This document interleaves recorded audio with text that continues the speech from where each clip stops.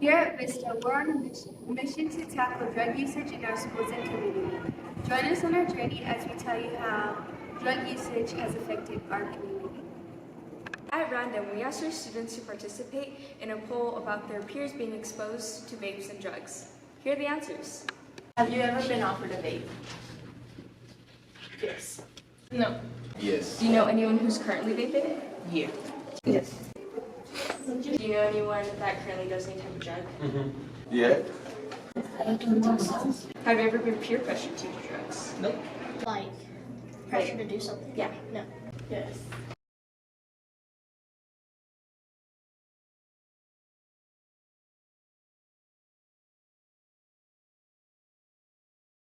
That is legitimately sad.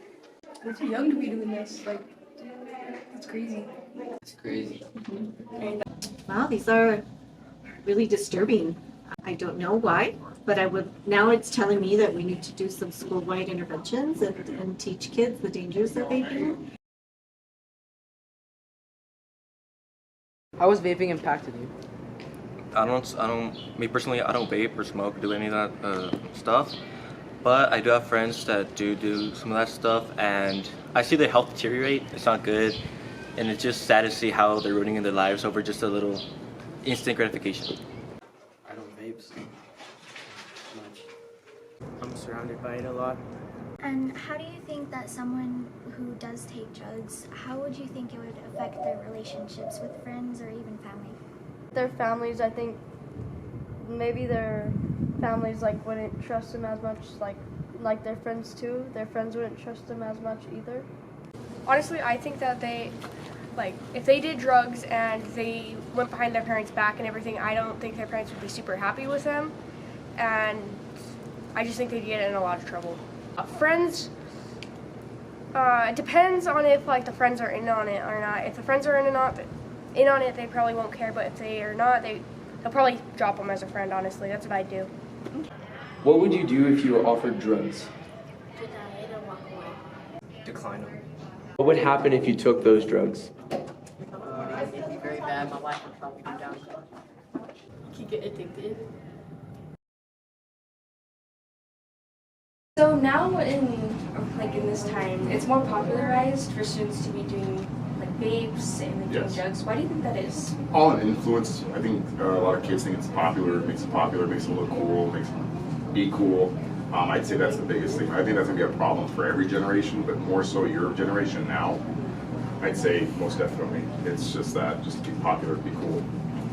I think I'm not 100% sure about, the legalization of it, but it seems like the past few years, because of the legalization of marijuana, I think a lot of people just naturally associate maybe the use of vapes and that type of, substance or other types of liquids that they've used in the vapes. Like easier access? Yeah, easier access to it, and just basically the general acceptance of it.